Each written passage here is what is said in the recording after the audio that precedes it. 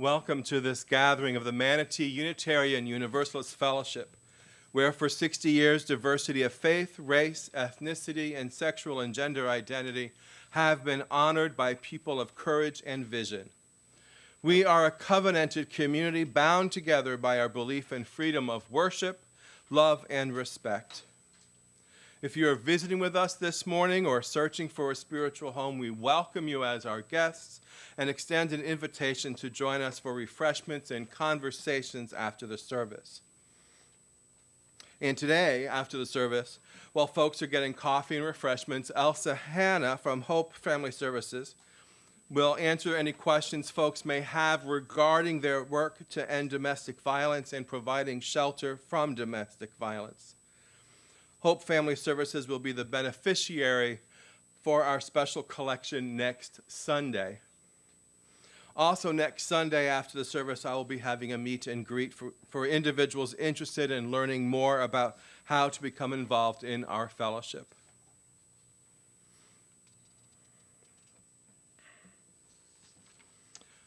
I'd now like to invite forward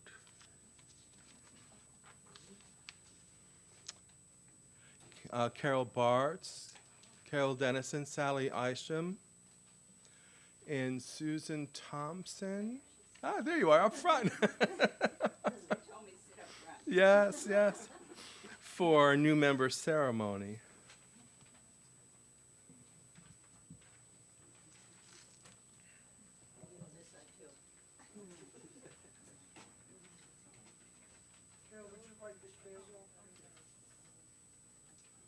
Susan Thompson is a returning member to Manatee Unitarian Universalist Fellowship.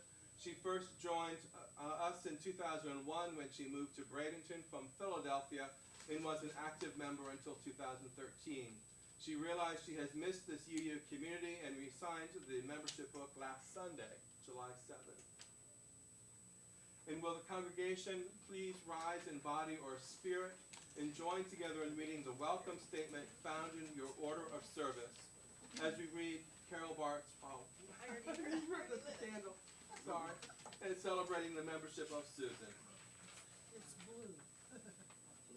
In the bonds of community, we unite to cultivate a spirit of love and caring for one another, to promote spiritual growth and ethical commitment, to minister to each other's needs and to those of humanity, and to celebrate the sacred moments of life's passages. We welcome you as an equal member of this congregation of the faith and of our shared spiritual journey. Welcome. Thank you very much. Oh, wonderful. Thank you so much. Thank you. Welcome. Welcome.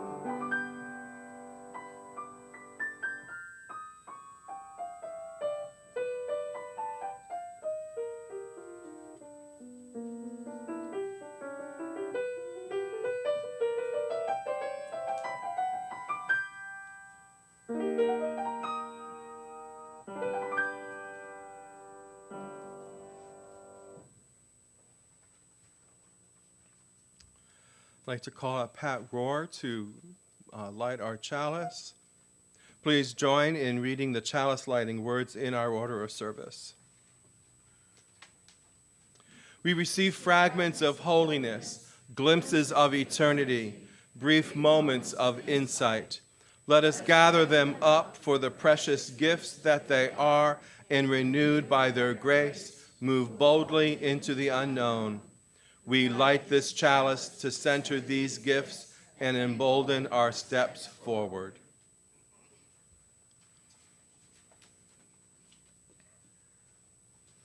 Our opening words this morning, "The Heart Knoweth," are by Ralph Waldo Emerson. We have a great deal more kindness than is ever spoken. The whole human family is bathed with an element of love like a fine ether. How many persons we meet in houses whom we scarcely speak to, whom yet we honor and who honor us. How many we see in the street or sit with in church, whom though silently we warmly rejoice to be with. Read the language of these wandering eye-beams. The heart knoweth. Our opening hymn this morning is number 44. We sing of golden mornings. The words are by Ralph Waldo Emerson. And Barbara, could we play that through first so that we all get the tune? Well, the light isn't going on. Oh, no. So I don't think this is working. I marked my hymnal with a date when we use a hymn, and Fred is doing a good job of introducing new hymns to us, so I will play this all the way through. I want you to notice that after each phrase, there's an answering phrase that repeats itself.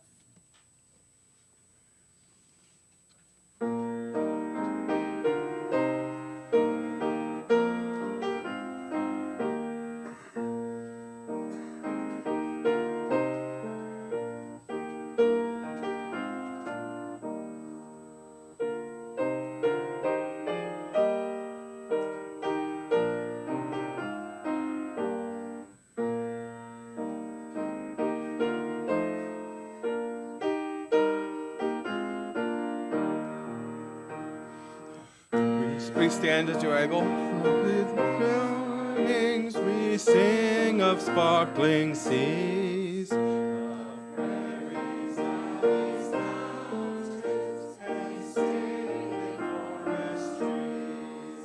We sing of flashing sunshine and mild bestowing rain.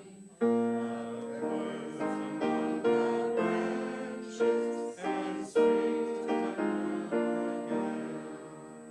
We sing the heart courageous, the youth of eager mind. We sing of hopes undaunted, of friendly ways and kind. We sing of roses waiting beneath the deep snows. We sing the birds with splendor, whose beauty round us flows. Please be seated.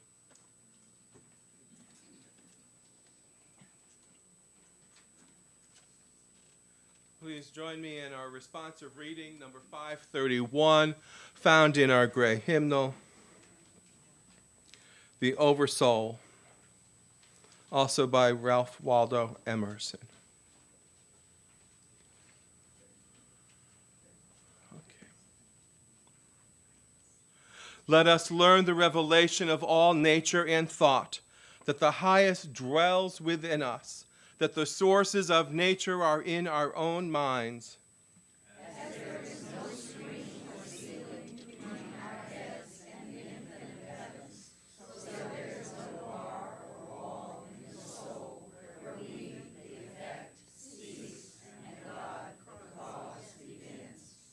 I am constrained every moment to acknowledge a higher origin for events than the will I call mine.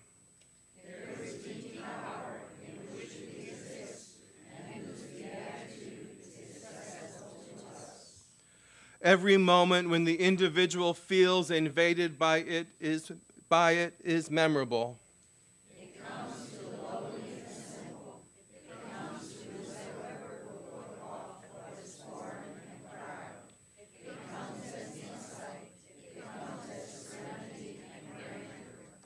The soul's health consists in the fullness of its reception.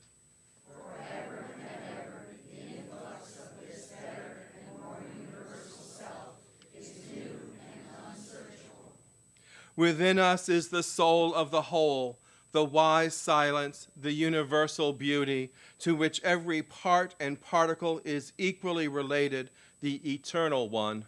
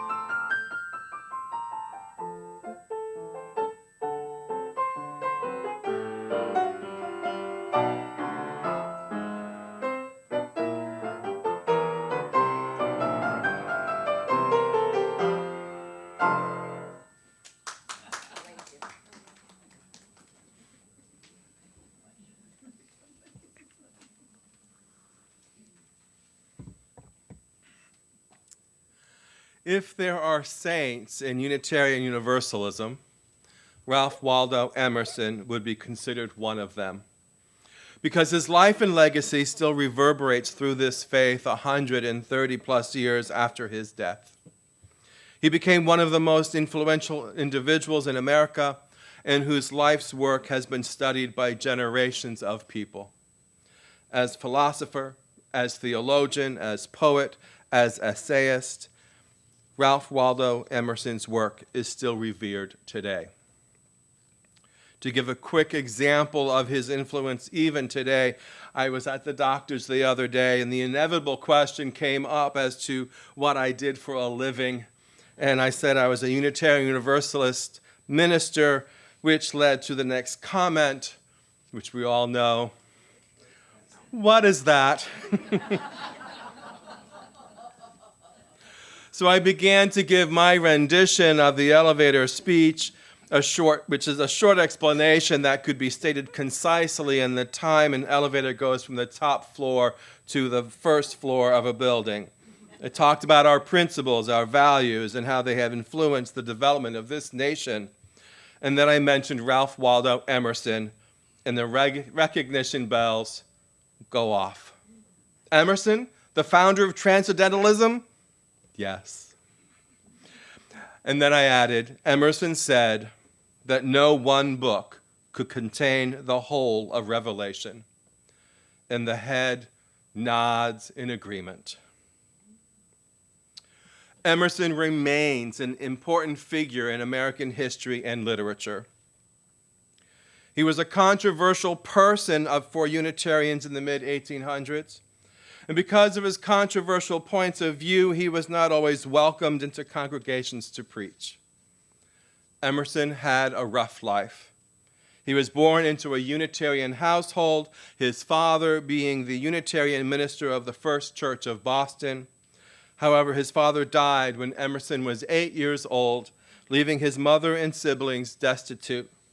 An aunt took them under her wings and ensured that the Emerson children were educated.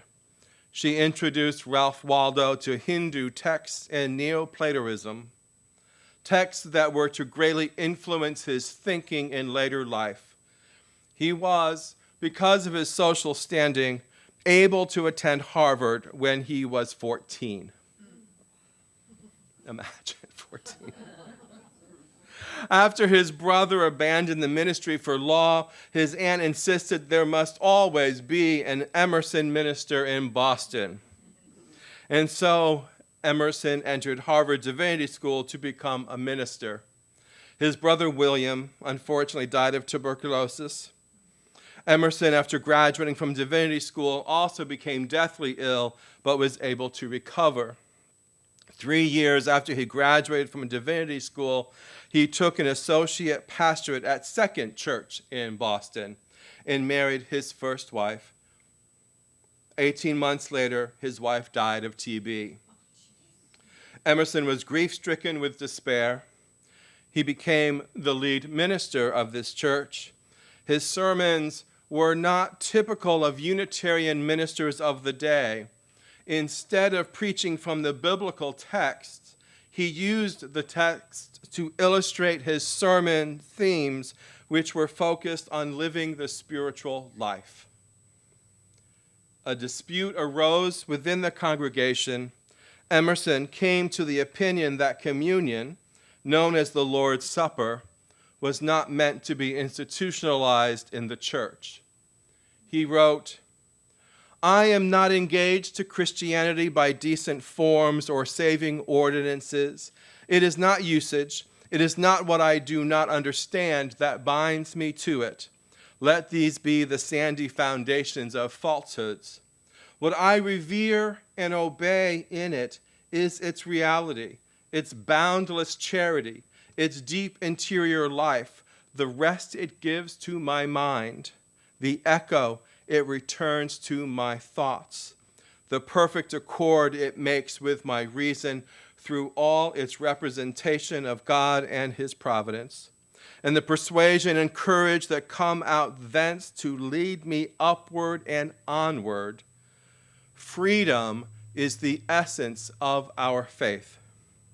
It is for its object simply to make men good and wise. Its institutions, then, should be as flexible as the wants of men. That form out of which the life and suitableness have departed should be as worthless in its eyes as the dead leaves that are falling around us. Allegedly, members of the congregation suggested he did not need to partake in the communion, only that he serve it. This he could not do in good conscience and resigned his ministry, never to serve another congregation. He did write a hymn for the ordination of his successor. He would preach at other congregations, and he would attend the annual meetings of the American Unitarian Association. He married for a second time. He had 4 children. His oldest son died at age 5. In 1838, 6 years after he left parish ministry, the graduating class of the Harvard Divinity School invited Emerson to give their graduation address. The divinity address became a controversial piece as it criticized the style of sermons that were given at the time. Emerson declared, "I once heard a preacher who sorely tempted me to say I would go to church no more. Men go, thought I, where they are wont to go, else had no soul entered the temple in the afternoon. A snowstorm was falling around us. The snowstorm was real, the preacher merely spectral, and the eye felt the sad contrast in looking at him and then out of the window behind him into the beautiful meteor of the snow. He had lived in vain. He had not one word intimating that he had laughed or wept, was married or in love, had been commended or cheated or chagrined. If he had ever lived and acted, we were none the wiser for it. The capital secret of his profession, namely to convert life into truth, he had not learned. Not one fact in all his experience had he imported into his doctrine." One of the students who heard Emerson that day was Theodore Parker. If people could be legacies of another, Parker would be a legacy of Emerson's. Parker took Emerson's ideas from that address, would join Emerson in what became known as the Transcendentalist Club, and would become one of the best preachers of the mid-1800s with national influence. Parker's quotes were paraphrased by Abraham Lincoln and Martin Luther King Jr. Parker's ministry would add momentum to what Emerson might not have been able to do alone, which is to shift the Unitarian faith towards claiming direct experience of that transcending mystery and wonder, one of our 6 sources of our living tradition. Emerson's transcendentalism was found throughout his writings. One essay, Self-Reliance, holds a remaining impact on our faith. It has been misunderstood by many who thought self-reliance meant self-sufficient. Emerson's use of the term referred to relying on the truth that lies within. He writes, "I must be myself. I cannot break myself any longer for you or you. If you can love me for what I am, we shall be happier. If you cannot, I will still to deserve that you should. I must be myself. I will not hide my tastes or aversions. I will so trust that what is deep is holy, that I will do strongly before the sun and moon whatever ennui rejoices me and the heart appoints." Where have we heard these sentiments before? I remember back in the 60s and early 70s, my contemporaries talked about the need to go and find themselves. We were a generation that was not going to be defined by others, but were going to discover who we were, what fed and nurtured us. We hear it today with people who are discovering that they do not fit any prescribed gender. They do not fit the norms of male and female, but find themselves to be non-binary or genderqueer or transgender. This is a truth that has always been true, but not openly known for generations and is now finding expression. For Emerson, he believed relying on his inner truth was revealing the God within. He regarded the true self or the ideal self as innately capable of a natural experience of and knowledge of the divine present in all creation. The Hindus knew this when they would greet one another with namaste, loosely translated as the divine within me or the sacred within me, sees, recognizes the sacred, the divine within you. We see this sentiment when New Zealand a few years ago recognized the sentience of a river in order to protect its existence. The Maori people have long recognized this river as an ancestor of their people. The divine is present in all creation. By self-reliance, the listening to that still, quiet voice within, we become cognizant of the moral law within. This is akin to our principle of free and responsible search for truth and meaning. It is not done lightly. And here is why, in my mind anyway. Emerson's legacy is important for us today in the first quarter of the 21st century. What he offered Unitarianism, which was not embraced fully in his lifetime, though his works were more accepted towards the end of his life, was a means to be authentically whole. Call it spiritual, call it faith, but the end result is a person who is more grounded in living their life.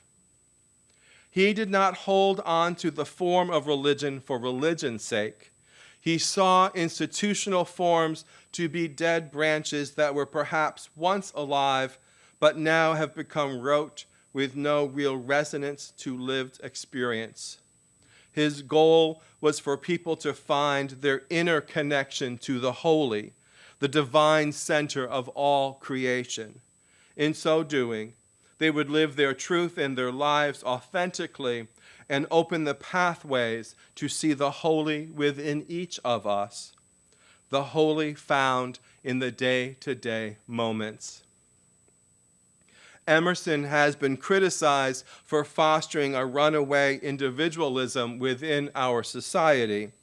While he insisted that we listen within and act from that center rather than a conforming to institutional authority and norms, that was not the end goal of his preaching.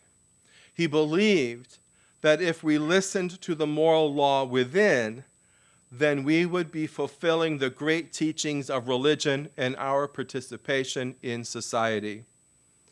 Love our neighbor as ourselves. Do to others what you would have them do to you. Be compassionate. Serve the poor. Practice mindfulness. Our society has gotten the individualism down pat. We are far too focused on what about me-ism. Where we need to go is to realize that the good of the whole is also part of the message. It is in our best interest to ensure public education is held to a high standard. It is in our best interest to ensure that women are receiving equal pay for equal work. It is in our best interest that immigrant families stay together. It is in our best interest that everyone has universal health care. It is in our best interest that Black lives matter. It is in our best interest that bees and butterflies thrive. It is in our best interest to rein in the excesses of capitalist power. Emerson did not advocate for an isolationist individualism. He said in 1854, "It is vulgarity of this country, which came to us with commerce out of England, to believe that naked wealth, unrelieved by any use or design, is merit.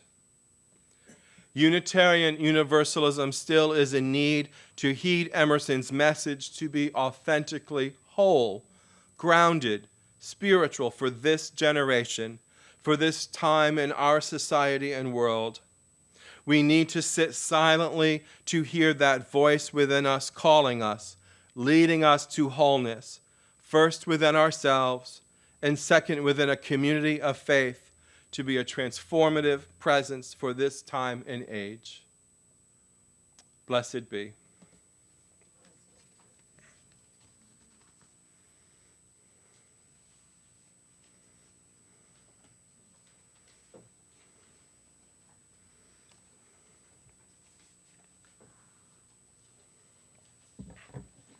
We come now, we have a hymn.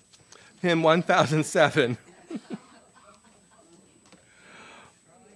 There's a river flowing in my soul. It's in our Teal book. This was written by a dear friend of mine in Alabama, Rose Sanders. And it's just, for me, it's just a powerful song. And I think it applies for us today. I will play this all as the introduction to.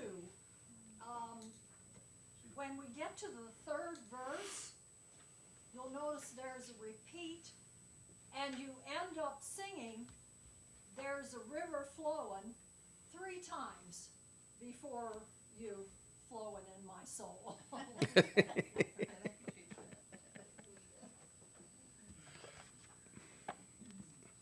Please rise in body or spirit.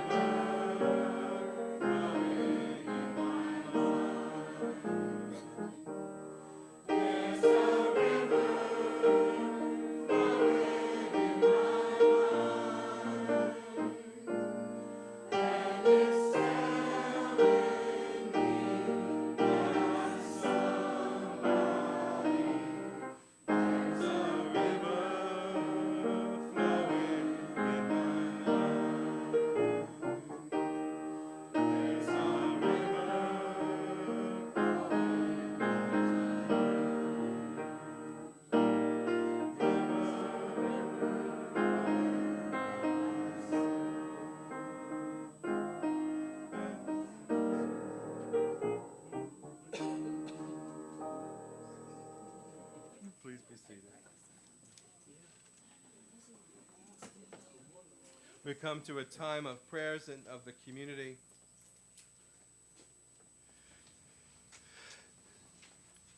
Sandy McCarthy would like to remind us to keep in our hearts and thoughts all the folks who are afraid of our American Border Patrol and ICE agents.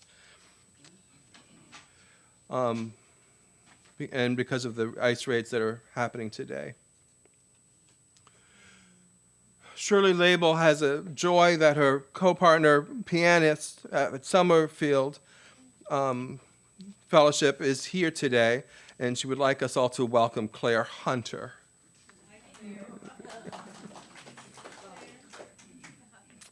Linda Marshall had a wonderful birthday the other day, celebrating with her husband and also her friends Randy and Corey. And speaking of birthdays, today is Barb's McCrae's birthday, and it's also Peggy Dixon's birthday.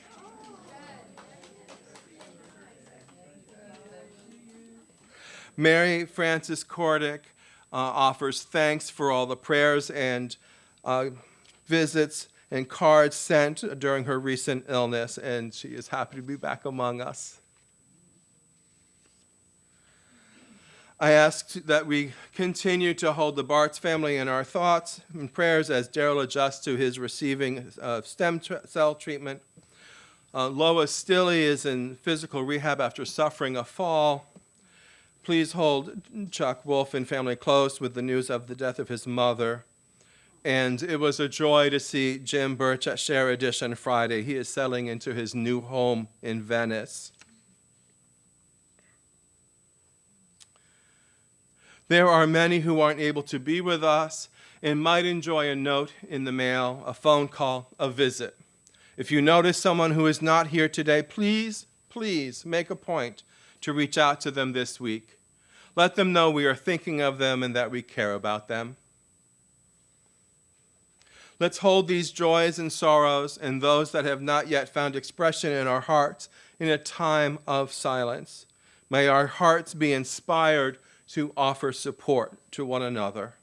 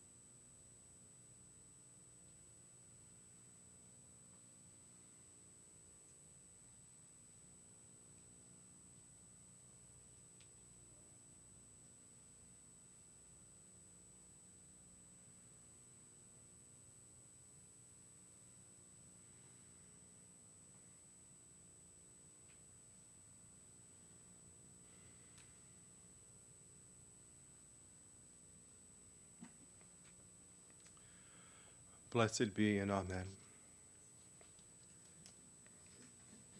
We say in our church that the offering is a sacrament of the free church. What we mean by that is that we believe it is a blessing to be able to govern and support our religious community ourselves, to make possible by our generosity everything we dream of and do to live out our shared values. Every week, we lift up the spiritual value of generosity by taking an offering for the ministries of this fellowship. Our plate then, as it is passed among us, becomes filled with the evidence of that generosity. It is our harvest, gathered in every week for what most nourishes us. The ushers will now come among you to receive the gifts of the congregation. This morning's offering is most gratefully received.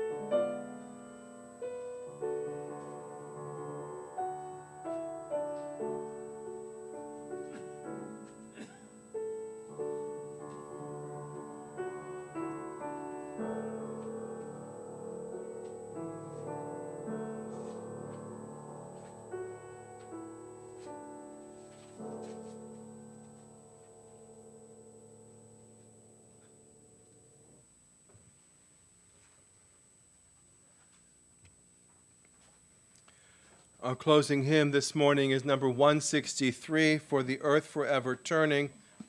It is in our gray hymnal. If this is new to you also, please note how many repeated notes there are in the melody and how much scale-wise motion as I play through the whole thing as an intro. Please rise in body or spirit.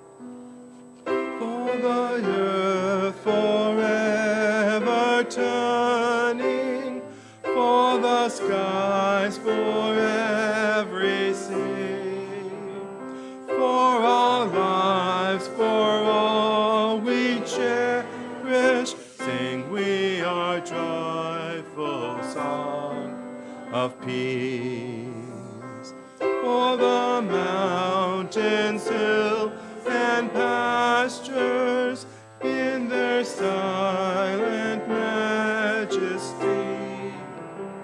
for the stars, for all the heavens, sing we a joyful song of peace.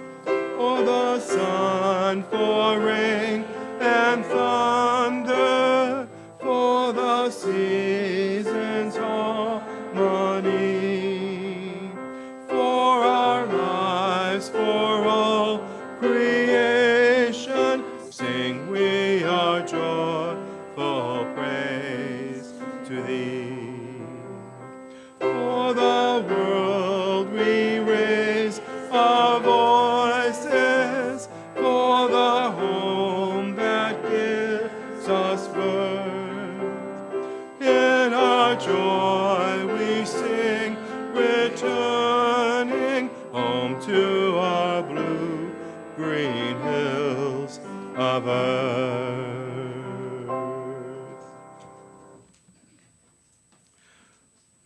You may be seated.